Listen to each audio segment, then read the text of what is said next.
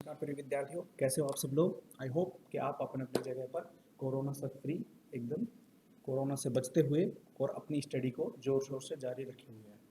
प्रिय विद्यार्थियों, ये जो क्लास होने जा रही है वो हिंदी साहित्य के सभी विद्यार्थी जो बीए प्रथम वर्ष में इनरोल्ड हुए हैं और एमए तक की क्लासों में पढ़ रहे हैं, उन सब के लिए बहुत उपयोगी सिद्ध होने जा रही है। यह जो क्लास है उसमें हम हिंदी साहित्य का जो इतिहास लिखा गया है, अर्थात हिंदी साहित्य, ये हम जानते हैं कि हिंदी जो भाषा है वो बहुत ज़्यादा पुरानी नहीं है।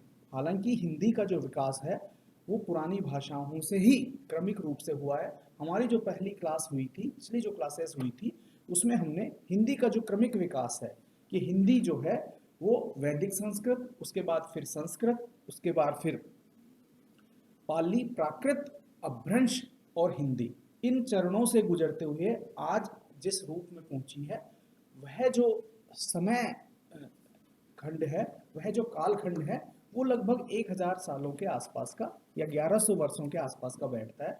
और इस 1100 वर्षों के समय में बहुत सारा प्रचुर मात्रा में साहित्य हिंदी भाषा में लिखा गया है। अब वो जो साहित्य है जो बिखरा पड़ा है, उसको अध्ययन के लिए, अध्ययन की सुविधा के लिए उसे इतिहास के रूप में क्रमबद्ध किया गया है। तो यह जो क्रमबद्ध करने की जो प्रोसेस है, साहित्य को क्रमबद्ध करने की जो प्रोसेस है, उसे हिंदी साहित्य का इतिहास कहकर संबोधित किया गया है। तो हम आज से ये जो क्लास हमारी एक श्रृंखला के रूप में शुरू हो रही है, उसमें हम हिंदी साहित्य इतिहास के लेखन के जितने भी प्रयास हुए हैं और यह परंपरा जहां से चली आई है, उसको क्रमवार अध्ययन करने का प्रयास करेंगे। मैं उसे आपको समझाने का प्रयास करूंगा और यह क्लास लेने के बाद, इस सीरीज को देखने के बाद, मुझे उम्मीद है कि आप हिंदी साहित्य का जो इतिहास है वो क्रमिक रूप से जहां से शुरू हुआ और आज जिस रूप में पहुंचा है, उसको आप भली भांति समझने में सक्षम हो पाओगे। और हिंदी साहित्य इतिहास जरूरी इसलिए है क्योंकि भारत में होने वाली लगभग सभी प्रकार के कॉम्पिटिटिव एग्जाम जो होते हैं, उसमें हिंदी से जुड़े हुए, हिंदी भाषा से जुड़े हुए, हिंदी लिटरेचर से जुड़े हुए लगभग 10% प्रश्न अवश्य पूछे जाते हैं। तो चाहे वो यूपीएससी लेवल के एग्जाम हो, चाहे वो स्टेट सर्विस के एग्जाम हो, हिंदी एक महत्वपूर्ण भाषा है। और अगर आपको इस लेवल के एग्जाम फाइट करने हैं तो हिंदी भाषा के ऊपर और हिंदी साहित्य के प्रश्नों के ऊपर अपनी पकड़ मजबूत बनानी होगी। और हिंदी साहित्य का जो इतिहास है, अगर आपने वो भली भांति समझ लिया तो ऐसे प्रश्नों को आप आसानी से हल कर पाओगे, ये मेरा दावा है। तो शुरू करते हैं अपन हिंदी साहित्य का इतिहास। हिंदी साहित्य का इतिहास समझने से पहले हमें थोड़ा सा इतिहास शब्द के ऊपर गौर करना होगा कि इतिहास के मायने क्या है, इतिहास जो शब्द है वो कितना व्यापक है, यह हमें समझने की आवश्यकता है। तो इतिहास जो है वह, अगर हम उस शब्द को तोड़ें तो इसके 3 भाग होते हैं, इति, है और आस। यह जो शब्द है वो अपने आप में एक व्यापकता का एहसास करवाता है। इतिहास का अभिप्राय है इति है आस, अर्थात ऐसा ही हुआ था। सामान्य शब्दों में हम ये कह सकते हैं कि इतिहास का अभिप्राय उन घटनाओं का क्रमवार एक ब्यौरा होता है, क्रमवार एक या क्रमिक एक विवरण होता है जो भूतकाल में घटित हुई थी। तो इतिहास के लिए फैक्ट होना जरूरी है। इतिहास एक फैक्चुअल सब्जेक्ट है, तथ्यों का उसी क्रम में, जिस क्रम में वो घटित हुए थे, ब्यौरेवार, तिथिवार एक वर्गीकरण कर देना इतिहास कहलाता है। लेकिन इतिहास की यह एक संकुचित अवधारणा है, यह एक संकुचित परिभाषा मानी जाएगी, क्योंकि सिर्फ तथ्यों को क्रमवार परोस देना ही इतिहास नहीं है, बल्कि इतिहास जो है वो इस सबसे बढ़कर कहीं अलग तथ्य सामने लेकर आता है। इतिहास क्या है, यह भारतीय विचारकों ने और पाश्चात्य विचारकों ने बहुत इसके ऊपर गंभीरता से विचार किया है। तो हम उनमें से जो कुछ चुनिंदा परिभाषाएं हैं, कुछ चुनिंदा विचार हैं, उनको मैं आपके समक्ष रख रहा हूँ। देखिए, पाश्चात्य युग में एक महान विचारक हुए हैं हीगल। वो एक प्रसिद्ध दर्शन शास्त्री भी थे और विचारक थे। इतिहास के विषय में इनका क्या कहना है कि इतिहास केवल घटनाओं का संकलन मात्र ही नहीं है।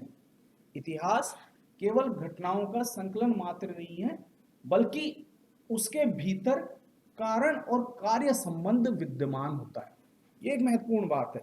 अब तक हम ये समझते थे कि इतिहास का मतलब यह होता है कि बस तथ्यों को परोस दो कि इस क्रम में वो घटित हुए थे।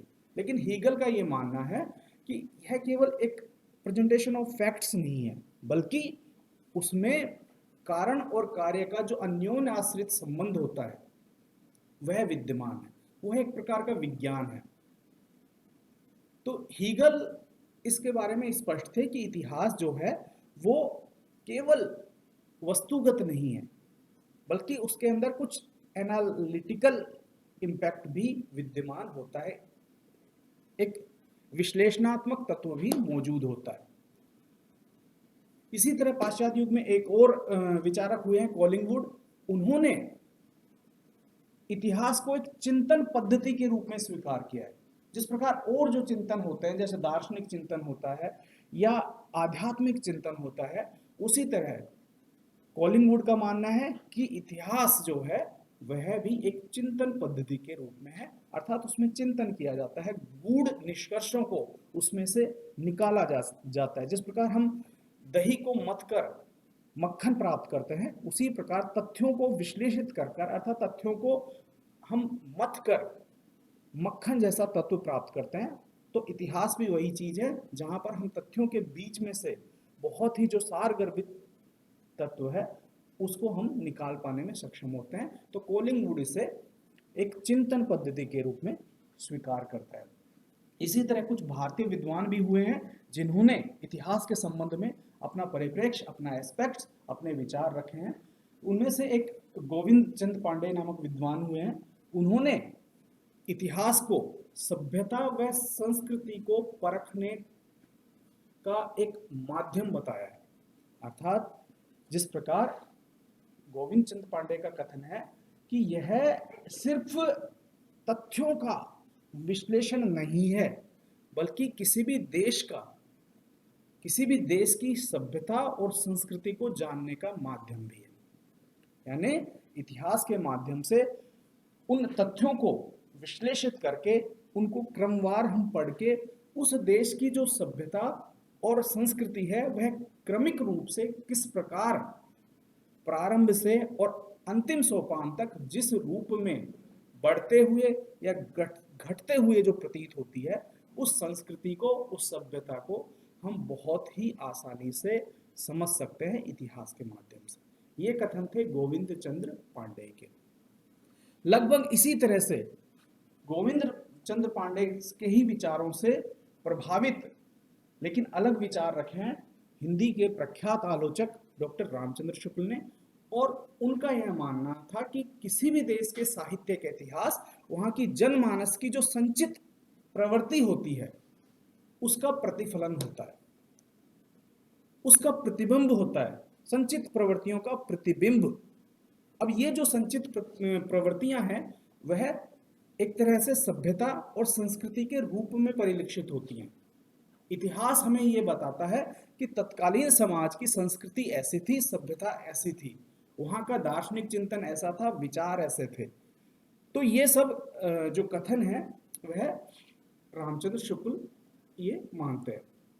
तो इन सारे विचारों को, हालांकि बहुत सारे विद्वानों ने और भी रखे हैं, लेकिन यह जो क्लास है हमें बहुत संक्षिप्त रखनी होती है, तो हम यह मानेंगे कि इन सभी भारतीय और पाश्चात्य विचारक लगभग इस मत पर सहमत हैं कि इतिहास का मतलब यह तो हो गया कि यह ऐसा ही हुआ था, अर्थात इतिहास जो है वो घटनाओं का क्रमवार ब्यौरा है, अर्थात उसके अंदर तिथिक्रम सुनिश्चित होता है, उसमें घटना होती है। इसके अलावा इतिहास में सभ्यता और संस्कृति का जो रचनात्मक तत्व है वह भी मौजूद होता है। इतिहास जो है वो तत्कालीन समय के देश काल वातावरण से भी आपको रूबरू कराता है। इतिहास में तथ्य होते हैं, इतिहास क्रमवार होता है, इतिहास में तत्कालीन समाज और जो भी राजनीतिक दार्शनिक चिंतन की अवधारणाएं समावित होती हैं। तो यह सब मिलकर इतिहास जो विषय है उसको समझने और उसके ऊपर विचार करने की हमें दृष्टि प्रदान करते हैं।